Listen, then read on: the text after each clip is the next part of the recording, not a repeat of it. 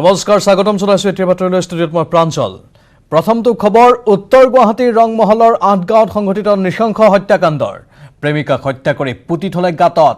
চাহিৰুল ইছলামে ডিঙি চেপি হত্যা কৰিছিল প্ৰেমিকাক। হত্যাকাৰী চাহিৰুল ইছলামৰ ঘৰ গোৱালপাৰা লক্ষীপুৰত।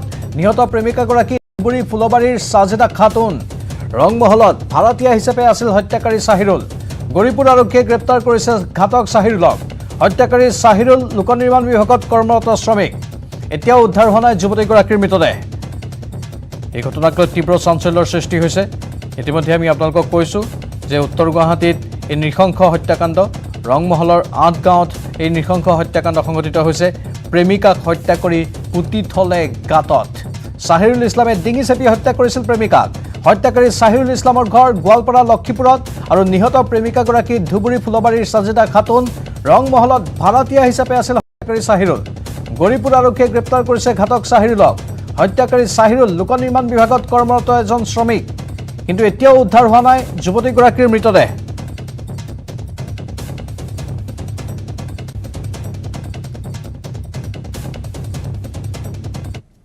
মাইকীটো ইয়াতে আছিল, ৰুম ভাড়া আছিল।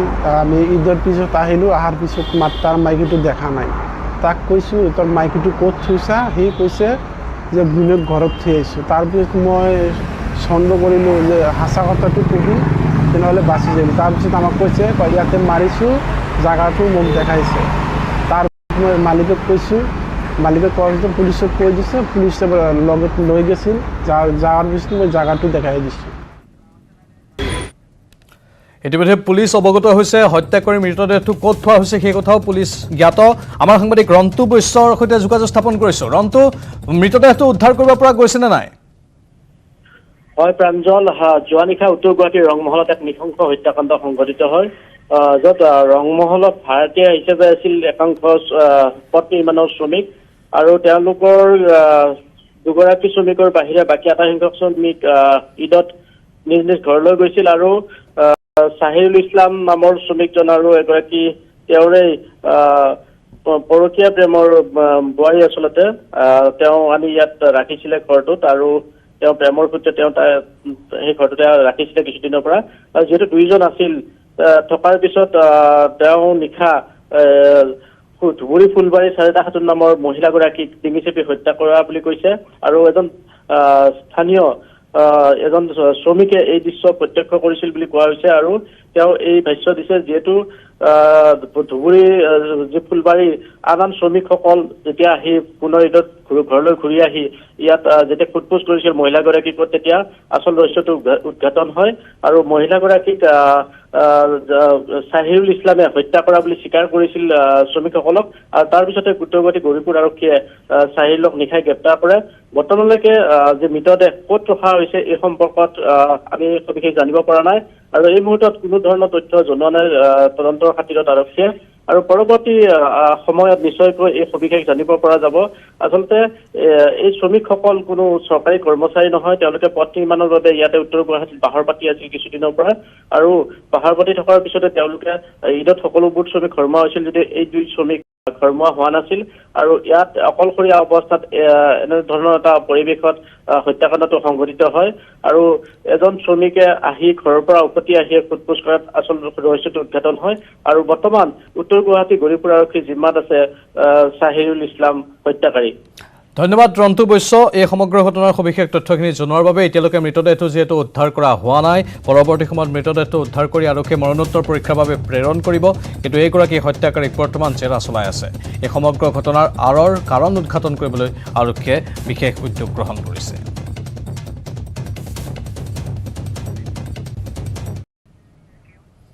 কলিয়াবৰত পুনৰ হাতী মানুহৰ সংঘাতৰ খবৰ। বনৰীয়া হাতীৰ আক্ৰমণত নিহত হৈছে এজন। হাতীৰ আক্ৰমণত নিহত লোকজন অজিত চাওৰা। লেংটেঙৰ আমগুৰি লাইনত নিশা এই ঘটনা সংঘটিত হয়। উত্তৰ ডিজু সংৰক্ষিত বনাঞ্চলৰ পৰা আহিছিল বন্যহস্তীৰ জাক। কলিয়াবৰত পুনৰ হাতী মানুহৰ সংঘাতৰ খবৰ আমি আপোনালোকক জনাইছোঁ। বনৰীয়া হাতীৰ আক্ৰমণত নিহত হৈছে এজন। হাতীৰ আক্ৰমণত নিহত লোকজন অজিত চাওৰা। লেংটেঙৰ আমগুৰি লাইনত নিশা এই ঘটনা সংঘটিত হয়। উত্তৰ ডিজু সংৰক্ষিত বনাঞ্চলৰ পৰা আহিছিল বন্যহস্তীৰ জাকটো।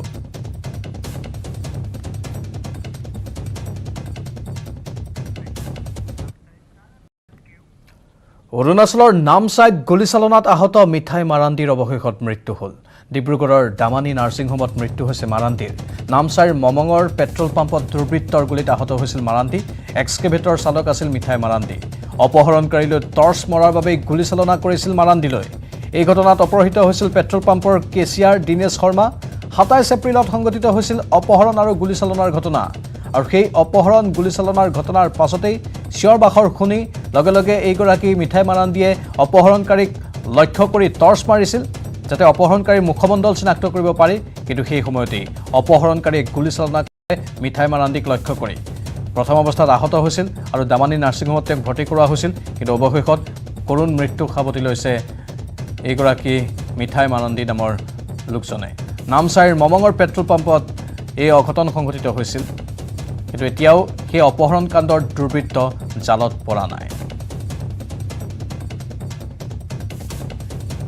আমাৰ সতীৰ্থ জেছিম আহমেদ বৰ্তমান ফোনলাইনত আছে। জেছিম, দুৰ্ভাগ্যজনক ঘটনা আৰু অধিক তথ্য বিচাৰিছোঁ আপোনাৰ পৰা।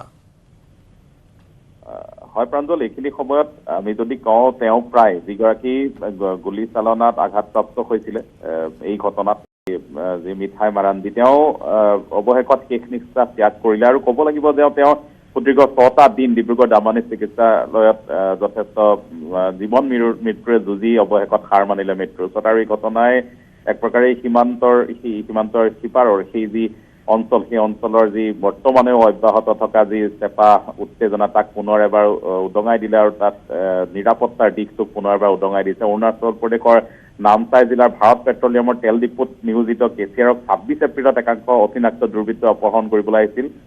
সূত্ৰ অনুযায়ী ৩জন অস্ত্ৰধাৰী যুৱকে এই নিশাৰ ভাগত সিদিনা JPMৰ জেনিয়াৰ নামচুম মালিকানাধীন পেট্ৰল পাম্পৰ চৌখাম জিলাত যিটো কৰ্মচাৰী দীনেশ শৰ্মাক অপহৰণ কৰিছিল। ভুক্তভোগীক খোজকাঢ়ি কাকপথাৰ অসমৰ দিশে এস্কৰ্ট কৰি থাকোঁতেই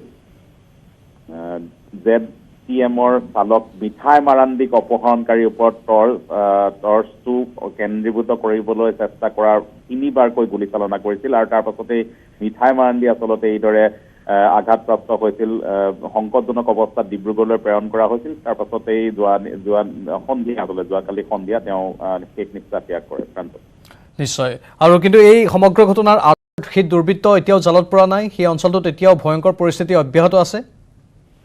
হয়, অসমৰ ঠিক সীমাতে লাগি থকা অৰুণাচল প্ৰদেশৰ বিভিন্ন এনেধৰণৰ ঘটনা সঘনাই সংঘটিত হৈ থকাৰ এতিয়াও আচলতে তথ্য পোৱা যায়। আৰু শেহতীয়া ঘটনা তাৰ এক উদাহৰণ। আৰু অচিনাক্ত দুৰ্বৃত্ত বুলি ক'লে সাধাৰণতে তাত থকা যিসমূহ বিভিন্ন বিদ্ৰোহী গোট আছে তাৰলৈ আঙুলিওৱা হয়। আৰু বিভিন্ন সুৰক্ষা এজেঞ্চিসমূহে সেইসমূহ সংগঠনৰ কথা উল্লেখ কৰে। অৱশ্যে এই ঘটনাত কোন কেনেকৈ জড়িত আছে জানিব পৰা নাযায় যদিও নিষিদ্ধ ঘোষিত কিছুমান সংগঠনৰ সশস্ত্ৰ সংগঠনৰ এই কাৰ্যকলাপ হ'ব বুলি ধাৰণা কৰা হৈছিল। আৰু এই ঘটনাই আচলতে প্ৰকৃততে অৰুণাচল প্ৰদেশ আৰু সেই অঞ্চলসমূহৰ যি দুৰ্গম অঞ্চল আছে অৰুণাচল প্ৰদেশত, তাত এতিয়াও যি সন্ত্ৰাসজনিত কাৰ্যকলাপ অব্যাহত আছে তাৰ মুকলি ছবি এখন আচলতে প্ৰতিষ্ঠিত কৰে সমগ্ৰ আচলতে দেশতেই ক'বলৈ গ'লে। নিশ্চয়, ধন্যবাদ জনাইছোঁ জেছিম। মুঠতে সেই অঞ্চলটো এক প্ৰকাৰ সন্ত্ৰাস জৰ্জৰ হৈ পৰিছে আৰু তাত বিভিন্ন বিক্ষিপ্ত ঘটনা সংঘটিত হৈ থাকে। আৰু সেই বিক্ষিপ্ত ঘটনাৰে অংশ এইগৰাকী লোক মিঠাই মাৰাণ্ডী, তেওঁৰ মৃত্যু হৈছে ডিব্ৰুগড়ৰ দামানী নাৰ্ছিং হোমত।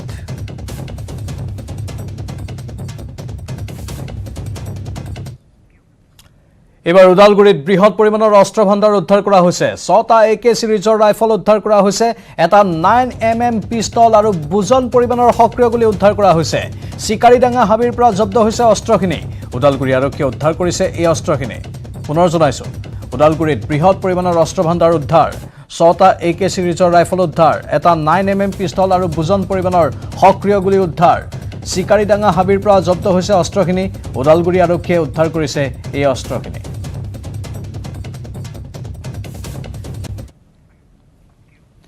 কৰিমগঞ্জৰ পেটেল নগৰত বিধ্বংসী অগ্নিকাণ্ড। সিং ইটাভাটাৰ এটা গোদামত অগ্নিকাণ্ড সংঘটিত হয়। শ্ৰমিকৰ বাবে নিৰ্মিত কেইবাটাও ঘৰত লাগিল জুই। অগ্নি নিৰ্বাপক বাহিনীৰ পথত অৱশ্যে জুই নিৰ্বাপন কৰা হয়। অগ্নিকাণ্ডত কেইবা লাখ টকাৰ ক্ষয়ক্ষতি হৈছে। কিন্তু এতিয়াও জানিব পৰা হোৱা নাই অগ্নিকাণ্ডৰ প্ৰকৃত কাৰণ। এয়া কৰিমগঞ্জৰ পেটেল নগৰৰ দৃশ্য, য'ত বিধ্বংসী অগ্নিকাণ্ড সংঘটিত হয়। সিং ইটাভাটাৰ এটা গোদামত অগ্নিকাণ্ড প্ৰথম অৱস্থাত সংঘটিত হয়। তাৰ পাছত শ্ৰমিকৰ বাবে নিৰ্মিত কেইবাটাও ঘৰতো জুই বিয়পি পৰে। অগ্নি নিৰ্বাপক বাহিনীৰ তৎপৰতাত অৱশ্যে জুই নিৰ্বাপন কৰা হয়, কিন্তু ইতিমধ্যে কিবা লাখ টকাৰ ক্ষয় ক্ষতি হৈছে এই অগ্নিকাণ্ডৰ ফলত।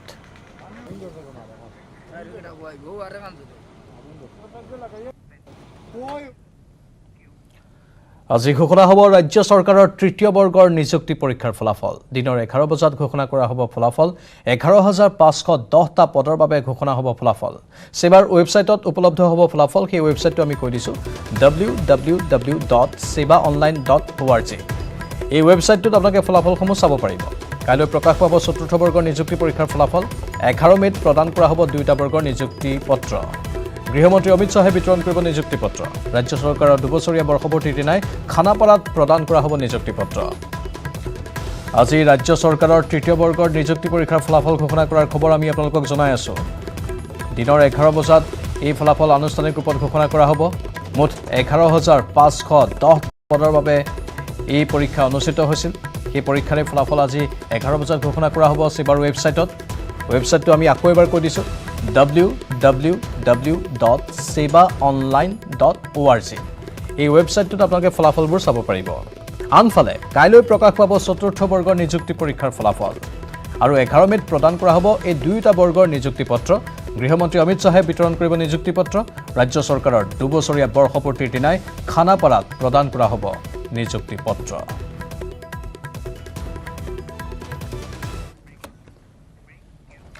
বাতৰিখিনিতে সময় হৈছে চমু বাণিজ্যিক বিৰতি। ষ্ট্ৰং নহয় মাইথান ষ্ট্ৰং, মাইথান ষ্টীল নিৰ্মাণৰ মানদণ্ড।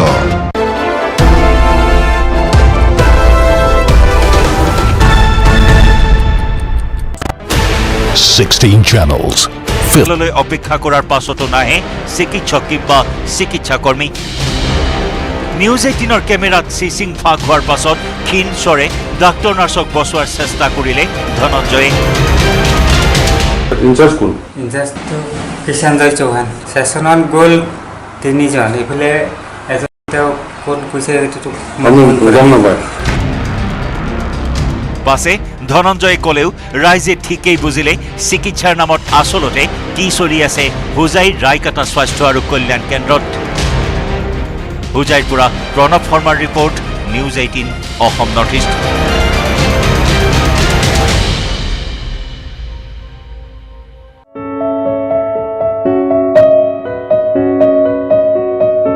চৰকাৰী আঁচনিয়ে কিয় ঢুকি নাপায় যোগ্য হিতাধিকাৰীক? গহপুৰৰ এটা অসহায় পৰিয়ালৰ দুৰ্দশাৰ ছবিয়ে বহুতৰে মনত ভবাই তুলিছে এই প্ৰশ্ন। এই অসহায় পৰিয়ালটোত নাই এজনো পুৰুষ। অতি কষ্টৰে পৰিয়ালটোৱে চলাই গৈছে জীৱন সংগ্ৰাম। মতা মানুহ বুলি ক'বলৈ নাই, বাপেক পিতেক দুইটা ধৰ এজন মৰিছে এবছৰত, আকৌ সিজন মৰিছে এবছৰত, দুবছৰত দুজন বাপেক পিতেক মৰিলে, দুজনী এতিয়া শাহু বোৱাৰী বিধৱা, ছোৱালী 3জনী আছে। চৰকাৰ সাহাৰ্য বুলি ক'বলৈ একোৱে পোৱা নাপাব। মই বিধৱা আঁচনিও নাপাওঁ, বোৱাৰী 3জনী মাত্ৰ অৰুণোদয় আঁচনিটো পায়। ঘৰ দুৱাৰ আৰু একো সা সাহাৰ্য আমাৰ ফালে নাই। গহপুৰৰ ৰাঙলিয়াল গাঁও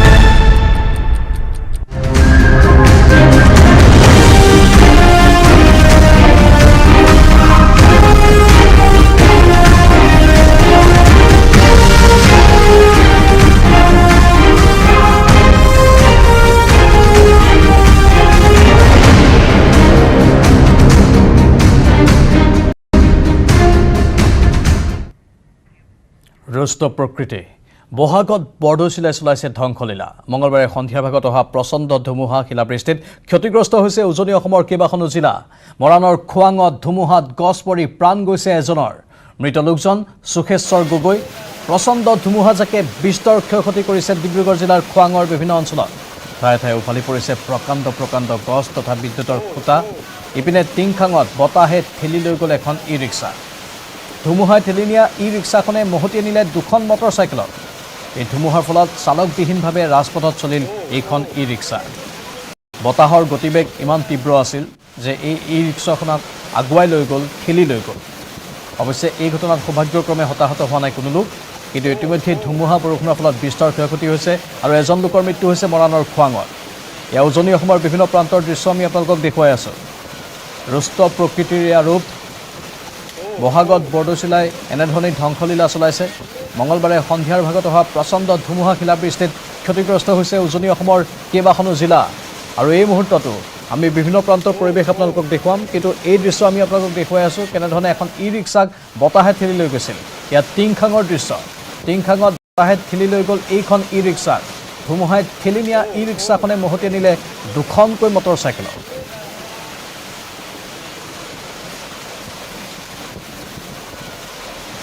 ইপিনে বোকাজানতো ৰুষ্ট প্ৰকৃতি ধুমুহা শিলাবৃষ্টিৰ ফলত গছ পৰি এজনৰ মৃত্যু হৈছে পথাৰত এৰাল দিয়া গৰু আনিবলৈ যাওঁতে ধুমুহাত গছ পৰি মৃত্যু হৈছে নিতাই দাস নামৰ বৃদ্ধজনৰ ধুমুহা শিলাবৃষ্টিৰ ফলত বোকাজানৰ ওচৰ চুবুৰীয়া অঞ্চলসমূহত বিস্তৰ ক্ষতিসাধন হয় ধুমুহাৰ ফলত তলবালিজান সৰিয়হজান অমৰাজান আদি ঠাইত ব্যাপক ক্ষয়ক্ষতি হয় কেইবাটাও পৰিয়ালৰ আনহাতে ৰাষ্ট্ৰীয় ঘাইপথতো বাগৰি পৰিল প্ৰকাণ্ড গছ যাৰ ফলত বহু সময় ধৰি ব্যাহত হৈ পৰে যাতায়াত ব্যৱস্থা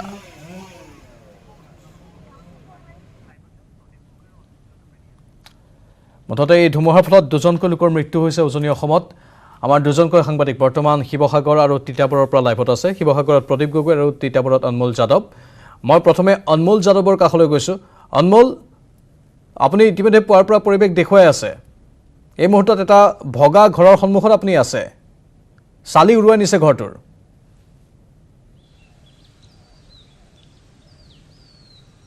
হয় হয় প্ৰাঞ্জল চালিন সম্পূৰ্ণ ঘৰটোকে ধুমুহাই তছনছ কৰিছে খাটি খোৱা শ্ৰমিক আছিল তেওঁ দিন হাজিৰা কৰি কোনো লোকে পৰিয়াল পোহপাল কৰি আছিল ৰমেন নাগবঞ্চী নামৰ এজন চাহ জনগোষ্ঠীৰ এজন যুৱক আছিল অকল পৰিয়ালটো তেওঁৰ ওপৰত নিৰ্ভৰ কৰে আৰু তেওঁ দিন হাজিৰা কৰি পৰিয়ালটো পোহপাল কৰি থাকে মই সামগ্ৰিক দৃশ্যটো আমাৰ দৰ্শকসকলক প্ৰথমতে দেখুৱাই লওঁ এই ঘৰটো সম্পূৰ্ণৰূপে ধ্বংস হৈছে বতাহে তেওঁৰ লগতে তেওঁৰ মাতৃৰ যিটো গৃহ আছিল সেইটো সম্পূৰ্ণৰূপে ধ্বংস কৰিছে আৰু এই গাঁওখনত প্ৰায় 15 ঘৰ মানুহক তছনছ কৰিছে বৰদৈচিলাই আৰু মেৰাপানীকে ধৰি তৰাণী নগাবাদ গৰাজানকে ধৰি বৃহৎ এক অঞ্চল ধুমুহাৰ তাণ্ডৱ চলালে যোৱাকালি আৰু এইজন শ্ৰমিক আছে তেওঁৰ পৰা পোনে পোনে মন্তব্য ল'ম সম্পূৰ্ণৰূপে আপোনাৰ যাহ গ'ল ঘৰটো আপুনি দিন হাজিৰা কৰি কোনো ৰকমে ঘৰটো বনাইছিলে কি হয় কয় মুহূৰ্তত মই দিন হাজিৰা কৰি বনাইছিলোঁ ঘৰটো তাৰ গোটতো পইচা লৈছিলোঁ গোটতো কৰি মেলি এতিয়া গোটতো দিব পৰা নাই আৰু খাবলৈতো একোৱেই নাই এতিয়া মোৰ গোটেই ধান চাউল চব কিটি চেচ এতিয়া মই কৰিম কি আপোনালোকে মোক কি উপায় কৰি দিয়ে এতিয়া মোৰতো একো কৰিবলৈও নাই আৰু মোৰ ল'ৰা ছোৱালী এতিয়া গোটেই স্কুল যোৱা হয় স্কুলো বন্ধ হৈছে এতিয়া ল'ৰা ছোৱালী যাব পৰা নাই আৰু মই এতিয়া ক'বলৈ মই মানে বাধ্যত পৰিছোঁ মানে একো ক'বলৈ মন যোৱা নাই মানে ঘৰটো দেখিলে মানে মোক ঘৰলৈ সোমাবলৈ মন যোৱা নাই মানে মই কালি যেনে তেনে ৰাতিটো যেনে তেনে কটালোঁ মোৰ এতিয়া যে মনটো এনেকুৱা লাগিছে যে মই ক'ৰবাত গুচি যাওঁ নেকি বা নহ'লে কিবা এটা হৈ যাওঁ এনেকুৱা লাগিছে মানে মোক কি কৰি দিয়ে আপোনালোকে উপায়টো মোক জনালে মই বেছি ভাল পাওঁ কোনো প্ৰশাসনৰ বা তিতাৰ মহকুমা প্ৰশাসনৰ কোনো আহিছে নেকি আপোনাৰ লগত যোগাযোগ মোৰ কোনো যোগাযোগ কৰিবলৈ অহা নাই এতিয়ালৈকে আৰু কোনো এটা মানুহ দেখা পোৱা নাই মোক অনমোল যাদৱে আজি নিশ্চয়ত উঠাইছে হয় মই এটা কথা প্ৰাঞ্জল উল্লেখ কৰিব বিচাৰিম দুৰ্যোগ ব্যৱস্থাপনা বিভাগ আছে তেওঁলোকে এইসমূহ পৰিয়াল এই দৰিদ্ৰ পৰিয়ালসমূহৰ কাষত তেওঁলোকে যিটো সাহায্য পাব লাগে তেওঁলোকে আজি পৰ্যন্ত পোৱা নাই আৰু তেওঁলোকে নাপায় আমাৰ দৰ্শকসকলক আমি বাৰম্বাৰ এইটো দৃশ্য দেখুৱাই আছোঁ কৰুণ দৃশ্য এইসমূহ দিন হাজিৰা কৰি কোনো ৰকমে নিজৰ পৰিয়াল পোহপাল কৰি আছে সম্পূৰ্ণৰূপে বিজুলী ইয়াত জন্মিছে আৰু এটা কথা উল্লেখ কৰিব লাগিব এইসমূহ দৰিদ্ৰ পৰিয়ালৰ তিতাবৰ মহকুমা প্ৰশাসন বা তিতাবৰ MLA জন এই সময়ত উপস্থিত হোৱা নাই আৰু যদি অতি কষ্টকৰ এই সময়ত স্থানীয় ব্যক্তিসকল আছে তেওঁৰ পৰা মন্তব্য ল'ম এই গোটেই গাঁওখনতে আপোনালোকে তছনছ কৰিছে কি ক'ব এই মুহূৰ্তত এতিয়া ৰাইজসকল গোটেই নষ্ট কৰিছে বতাহে ধুমুহাই গোটেই নষ্ট কৰিছে মানুহক যেনেকুৱাকৈ এতিয়া মানুহলৈকে দুখ পাইছে সেই দুখ পোৱা ৰাইজে এতিয়া চাব লাগিব চৰকাৰে চকু মেলি এতিয়া মানুহ এজন নাই ইয়াত ঘৰ দুৱাৰ চব ভাঙি গৈছে ডাঙৰ মানুহ এজন নাই চাবলগীয়া যোৱাকালি আপোনাৰ গাঁৱৰে এজনী আইসকল এজন দুখ পাইছে এতিয়া কি হৈছে কি নাই এতিয়া খবৰ খাতি কোনো এটা লোৱা নাই ডাঙৰ মানুহ এজনে কোনো এটা দেখা দিয়া নাই ইয়াত হয় সেয়াকে গাঁওখনে মানে দিন হাজিৰা কৰি যিজনে পৰিয়াল পোহপাল সেই সময়ত যিটো সপোনৰ ঘৰখন সম্পূৰ্ণৰূপে ধ্বংস হৈ গ'ল কেনেদৰে তেওঁলোকে আকৌ পুনৰ নিৰ্মাণ কৰিব এতিয়া কি কৰিব এতিয়া তেওঁলোকৰ এতিয়া একো খাবলৈ মেলিবলৈ একো হেৰি নাই ঠাই নাই এতিয়া ঘৰ দুৱাৰ কেনেকৈ বনাব এতিয়া ঘৰ দুৱাৰ চব ধুমুহাই ভাঙি মেলি ধ্বংস কৰিলে এতিয়া পাওঁতে এতিয়া ল'ৰা ছোৱালী আছে ল'ৰা ছোৱালী এতিয়া পঢ়া মেলা নাই খোৱা বোৱা নাই মাক বাপেকৰ হেৰি নাই এজন মানুহে কেনেকৈ কি কৰিব বাৰু এইটো ৰাইজে এতিয়া সহায় কৰিব লাগিব চৰকাৰে সহায় কৰিব লাগিব তেতিয়া নিশ্চয় অনমোল দুখীয়া শ্ৰেণীৰ মানুহ মুঠতে হাহাকাৰ এক অৱস্থা এইসকল দৰিদ্ৰ লোকৰ ইয়াত তিতাবৰৰ পৰা পোনপটীয়া এখন প্ৰচাৰ দেখিলে আপোনালোকে এবাৰ মই শিৱসাগৰলৈ যাব বিচাৰিছোঁ প্ৰদীপ গগৈ আছে লাইভত আৰু প্ৰদীপ গগৈৰ লগতো বহু সংখ্যক লোক আছে আৰু তেওঁলোকৰ বহু লোকৰ ঘৰ বাৰী এই ধুমুহাই ক্ষতি সাধন কৰিছে বিস্তৰ ক্ষতি হৈছে তাত প্ৰদীপ গগৈ আৰু কি কি তথ্য আছে হয় প্ৰাঞ্জল মই বৰ্তমান শিৱসাগৰ জটকীয়াত আছোঁ আৰু ইয়াতো ধুমুহাই প্ৰবল ক্ষতি সাধন কৰিছে বিস্তৰ ক্ষতি সাধন কৰিছে প্ৰবল ধুমুহাজাকে মই এটা দৃশ্য দেখুৱাইছোঁ প্ৰাঞ্জল এইটো এখন আচলতে মুধচ ঘৰৰ এই সম্পূৰ্ণ প্ৰায় এটা ঘৰৰ পৰা আনি এই গোটেই টিংখিনি একেলগতে উৰুৱাই নিছে তাৰ পৰা অনুমান কৰিব পাৰি আচলতে ধুমুহা গতিবেগ বা কিমান আছিলে বা কেনেকুৱা ধৰণৰ কিমান আচলতে প্ৰবল ধুমুহা হ'ব পাৰে সেয়া বুজি অনুমান কৰিব পাৰিব এয়া দেখিছে এই গোটেই ঘৰৰ এটা মুধচ সম্পূৰ্ণ উৰুৱাই আনি এখন পথাৰৰ মাজত পেলালেহি আচলতে এয়া মাত্ৰ এটা উদাহৰণ এনেকুৱাই আচলতে এই অঞ্চলটোত শিৱসাগৰ নাজিৰা আৰু আমগুৰি সমষ্টিত এনেকুৱা প্ৰতিখন গাঁৱতে এই ধৰণৰ অবৰ্ণনীয় পৰিৱেশ সৃষ্টি হৈছে কেৱল ঘৰে নহয় বহু স্কুলো ক্ষতিসাধন হৈছে যাৰ বাবে আজি বহু সংখ্যক বিদ্যালয় আচলতে বন্ধ ৰাখিবলগীয়া হৈছে মই এগৰাকী ব্যক্তিলৈ কাষত আহিছোঁ কি ক'ব কি ধৰণৰ পৰিৱেশৰ সৃষ্টি হৈছে বৰ্তমান যোৱাকালি আচলতে বৰদৈ জিলাৰ যিটো তাণ্ডৱ বুলিয়ে ক'ব লাগিব এইটো কাৰণে আজি আমি যিমান দিনত এইখন গাঁৱত ডাঙৰ দীঘল হৈছোঁ জটকীয়া অঞ্চল এনেকুৱা প্ৰলয়ংকাৰী আমি বতাহ দেখিবলৈ পোৱা নাই আমাৰ ইয়াত এই অঞ্চলত কেঁচা ঘৰ যিমান আছিল সকলো প্ৰায়বিলাক ভাগি বিধ্বস্ত হৈছে বিশেষকৈ এইটো বিমল ভৰালী ঘৰ এখেতৰ সম্পূৰ্ণ ঘৰটো উৰুৱাই নিছে গতিকে আমি এই আপোনালোকৰ চেনেলৰ যোগেদি চৰকাৰক বিনম্ৰভাৱে অনুৰোধ জনাইছোঁ যাতে তেওঁলোকৰ প্ৰতি অকণমান দয়াৰ চকুৰে চাই সেয়াই আমাৰ ৰাইজৰ ফালৰ পৰা অনুৰোধ এগৰাকী প্ৰধান শিক্ষক আছে তেওঁ জানিব বিচাৰে আপোনাৰ কি স্কুলখনৰ নামটো কি হয় মই নৱজ্যোতি নামদাং উচ্চ মাধ্যমিক বিদ্যালয়ৰ প্ৰধান শিক্ষক আমাৰ বিদ্যালয়ৰ প্ৰায় হয় আমাৰ প্ৰায় 6জোপামান গছ বতাহত মানে উৰুৱাই পেলানি উভালি পেলালে আৰু টিঙো ভালেমান আমাৰ মানে অনিষ্ট কৰিছে আৰু আমাৰ এই জুগুজেটীয়া অঞ্চলৰ প্ৰায় প্ৰতি ঘৰতে এঘৰ নহয় এঘৰৰ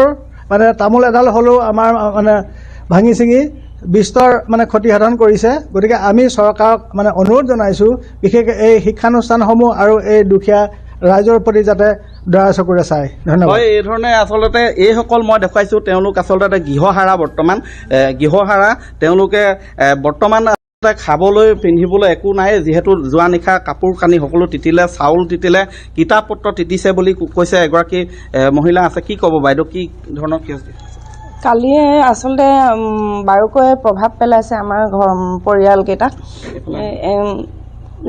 এই ঘৰৰ যিগৰাকী তেওঁলোকৰ এগৰাকী মেধাৱী ছাত্ৰী আছে তেওঁৰ কিতাপ পত্ৰ চব তিতি শেষ হ'ল পৰীক্ষা পাছ কৰাৰ পাছত যিহে দি পেলাই তাইক পঢ়াইছিলে আমিও তেনেকৈ অলপ সহায় কৰিছিলোঁ এতিয়া দেখি পিনে এনেকুৱা হৈছে নহয় ইঘৰৰ পৰা সিঘৰলৈ যাব পাৰে মই দৰ্জা ঢকিয়াই সিহঁতক উলিয়াইছোঁ সেই কাপোৰ কানি গোটেই তিতি অৱস্থা নাই টানি আনিছোঁ কিতাপ পত্ৰ গোটেই তিতিলে ল'ৰা ছোৱালীকেইটাক আকৌ আমাৰ তাত ঘৰত থোৱাইছোগৈ হয় বাইদেউ কি ক'ব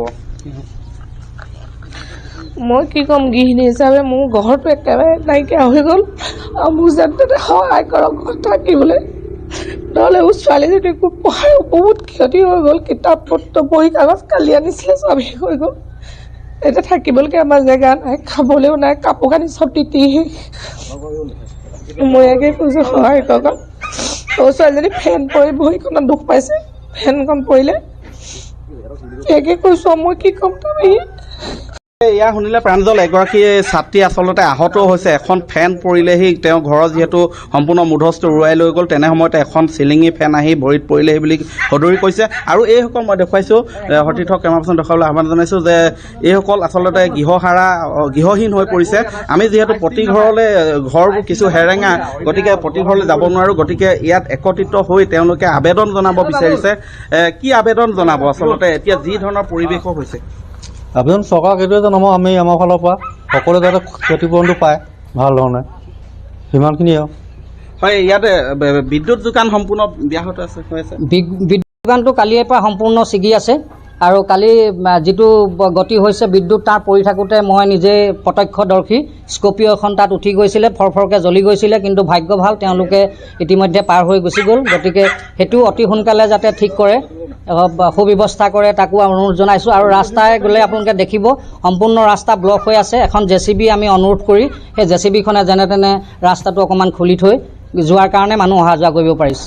হয় প্ৰাঞ্জল, এই ধৰণে আচলতে অবৰ্ণনীয় পৰিৱেশৰ সৃষ্টি হ'ল এই কাল ধুমুহাৰ জাকৰ ফলত। আৰু মই দেখুৱাইছোঁ এয়া এটা মুধচ কি ধৰণে আচলতে বতাহে উৰুৱাই লৈ গুচি আহিল সম্পূৰ্ণ টিংখিনি। এখিনি গজলোৱা টিং আছিলে, গতিকে তাৰ পৰা অনুমান কৰিব পাৰি আচলতে বতাহৰ গতিবেগ কিমান আচলতে তীব্ৰ আছিলে এই ধুমুহাজাকৰ। এই ধৰণে শিৱসাগৰৰ প্ৰতিটো অঞ্চলত, শিৱসাগৰ আৰু নাজিৰা সমষ্টি আৰু আমগুৰি সমষ্টিৰ প্ৰায় প্ৰতিটো অঞ্চলত এই ধৰণৰ এক পৰিৱেশৰ সৃষ্টি হৈছে, যাৰ বাবে তেওঁলোক বৰ্তমান উপায়হীন হৈ পৰিছে। আৰু চৰকাৰৰ প্ৰতি আচলতে আবেদন জনাইছে, দুৰ্যোগ প্ৰশমন বিভাগৰ প্ৰতি আবেদন জনাইছে যাতে তেওঁলোকে সঠিকভাৱে যাতে এই ছাৰ্ভে কৰি যাতে তেওঁলোকক ক্ষতিপূৰণ দিয়াৰ ব্যৱস্থা কৰে, তাৰ বাবে আবেদন জনাইছে। মই আৰু একাংশ ব্যক্তি আছে তেওঁলোকৰ পৰা জানিব বিচাৰিম। মহিলা আছে, কি আবেদন জনাব? কি আবেদন জনাব? আমি আৰু ইমান ঘূৰণীয়া বতাহ আহিছে, চবৰে ঘৰ দুৱাৰটো নিচেই নৈ গৈ পেলাই এওঁলোকৰ যে অতিমাত্ৰা ক্ষতি হৈছে, তেওঁলোকক যে মানে চৰকাৰে অলপ সাহায্য কৰে সেইখিনি আমি ক'ম আৰু ইভাগে কি কৰিম ন। হয়, আৰু কি আপোনালোকৰ এগৰাকী আহত হৈছে ছাত্ৰীৰ নামটো? হয়, আমাৰ ভতিজা ছোৱালী সৰুজনী ওপৰৰ পৰা ফেনখন পৰি ভৰিত দুখ পালে। তাৰপিছত কাপোৰ কানি একোৱেই নাই, কিতাপ পত্ৰৰো অৱস্থাই নাই, কিতাপ পত্ৰ যেহে দিহে পঢ়াই আছিলে, হাজিৰা কৰে গৰম দেউতাকে, এতিয়া আকৌ পটককৈ ল'বলৈ মানে উপায় নাইকিয়া হয়। গতিকে চৰকাৰে যাতে অলপ সহায় কৰি তেওঁলোকক উদ্ধাৰ কৰে। হয় প্ৰাঞ্জল, দুখ দুৰ্দশাৰ আচলতে অন্ত নোহোৱা হৈছে। এই কাল ধুমুহা যাকে আচলতে যি ধৰণৰ পৰিৱেশৰ সৃষ্টি কৰিলে, শিৱসাগৰ জটকীয়া, দৰিকাপাৰ, বেতবাৰী মৌজা, নিমাইজান, পাণবেচা আদি বিভিন্ন প্ৰান্তত আচলতে এই ধুমুহাজাকে বিস্তৰ ক্ষতি সাধন কৰিছে। আৰু বৰ্তমান তেওঁলোকে উপায়হীন হৈ পৰিছে। তেওঁলোকে গাঁওবুঢ়াক অৱগত কৰিছে আৰু স্থানীয় যি বিধায়ক আছে তেওঁলোকলৈ আবেদন জনাব বুলি আমি জানিব পাৰিছোঁ। আৰু ইতিমধ্যে আমি দুৰ্যোগ প্ৰশমন বিভাগৰ যি ডিজাষ্টাৰ মেনেজমেণ্ট বিভাগ আছে তেওঁলোকৰ সৈতে যোগাযোগ কৰিছিলোঁ যে তেওঁলোকক এটা আবেদন জনাবলৈ কৈছে, আৰু যিবিলাক ক্ষয়ক্ষতি হ'ল তেওঁলোকে নিজেও পৰ্যবেক্ষণ কৰিব। কিন্তু যিহেতু প্ৰতিটো অঞ্চলতে আচলতে এনেধৰণৰ ক্ষতি হৈছে, গতিকে একেলগে যোৱাটো সম্ভৱ নহয়। ফটো ভিডিঅ' আজি যি পাৰে তেওঁলোকে প্ৰমাণ হিচাপে ৰাখিবলৈ আহ্বান জনাইছে, আৰু পৰৱৰ্তী পৰ্যায়ত আচলতে তেওঁলোকে ক্ষতিপূৰণ দিয়াৰ ব্যৱস্থা কৰিব বুলি জানিবলৈ দিছে। গতিকে ক্ষতিপূৰণ সময়মতে পাবনে নাপায় সেয়া সময়ত লক্ষণীয় হ'ব, কিন্তু তেওঁলোকে আশ্বাস দিছে। প্ৰাঞ্জল, ধন্যবাদ প্ৰদীপ। লগতে অনমোলকো ধন্যবাদ জ্ঞাপন কৰিছোঁ। ইয়াৰ শিৱসাগৰ আৰু তিতাবৰৰ পৰিৱেশ, আমি দুটা স্থানৰ পৰিৱেশ আপোনালোকক দেখুৱালোঁ। মুঠতে উজনি অসমৰ কেৱল এই দুটা স্থানেই নহয়, আন বহু স্থানক ধুমুহাই কোবাই গ'ল, কেইবাটাও অঞ্চলত বিস্তৰ ক্ষয়ক্ষতি হৈছে, আৰু এই ধুমুহাৰ ফলত ইতিমধ্যে 2জনকৈ লোকৰ মৃত্যু পৰ্যন্ত হৈছে।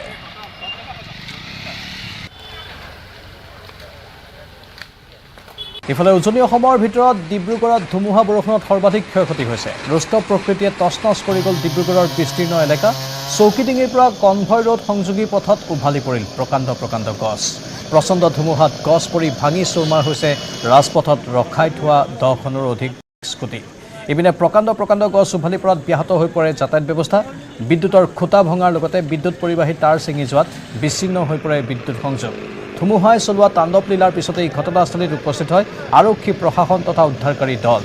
উল্লেখযোগ্য যে সন্ধিয়া ভাগত অহা ধুমুহা শিলাবৃষ্টিয়ে বিস্তৰ ক্ষতিসাধন কৰিছে লেজাই, কলাখোৱা, জকাই, ঠাকুৰথান, লাহোৱাল আদিৰ কেইবাটাও পৰিয়ালৰ। ধুমুহা এটা আহিছে, চাইছোঁ যে গছটো পৰি গ'ল, পৰি কিনে এনেকৈ মানে আমাৰ ইয়াতে চবে পাৰ্কিং কৰে গাড়ী, বাইক, স্কুটি চবৰ আছিলে। তো ইয়াতে মানে কি হ'ল, গছটো পৰাৰ লগে লগে এইবিলাকো পৰি, তো আমাৰ জিমৰ দাদুছ ফিটনেছৰ ল'ৰাখিনি আছিলে, তো বৰষুণ ৰখাৰ লগে লগে চবে আহি কিনে নিজে টোটেল 5টামান আমাৰ জিমৰে আছিলে, বাকীখিনি মানে ছাইডত আছিলে কিনে বাচি গ'ল। আপুনি ক'ত আছে? মই জিমলৈ আহিছিলোঁ। আপোনাৰ কোনে কৰিছেনে আৰু বেলেগ আৰু বেলেগ কৈছে প্ৰায় 5খন 6খন খনতকৈ বেছি 3খন বেয়া হৈছে মটৰচাইকেল এখন বুলেট আৰু 2খন স্কুটি এখন বাইক